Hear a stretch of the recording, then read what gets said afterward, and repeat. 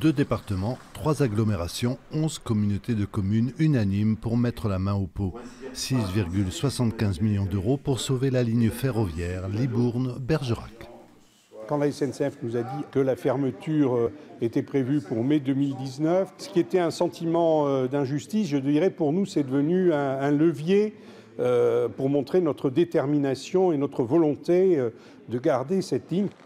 700 000 usagers par an et 63 km de voies ferrées à régénérer. Une rénovation qui sera réalisée avec un train-usine comme celui-là. On va refaire finalement tout du sol au plafond sur certains endroits. Ça veut dire qu'il va falloir tout enlever et tout refaire. C'est très très lourd quand même comme travaux. On est vraiment, on va faire quelque chose de durable, on va bien le faire. Et effectivement, c'est assez coûteux.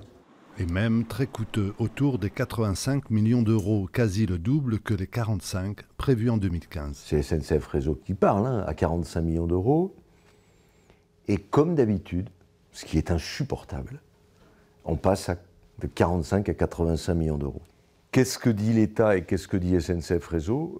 Ni l'un ni l'autre ne sont capables de financer. Qu'est-ce que fait la région ? Elle commence par doubler sa participation. Et ensuite, elle dit carrément, je fais l'avance des 25 millions d'euros de l'État.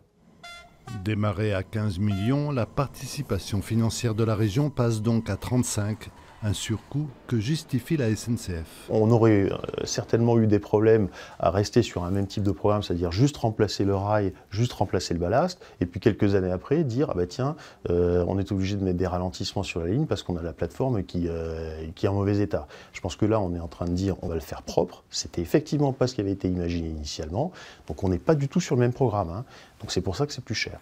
Dans un contexte de remise en question des dites petites lignes, le sauvetage de cet axe ferroviaire reste une victoire. À l'heure où les métropoles quand même pèsent de plus en plus lourd, je dirais il faut que nous, on garde les outils qui nous permettent, qui sont essentiels à la vie quotidienne et au développement. Les travaux sur la ligne commenceront en janvier 2019 et dureront 9 mois.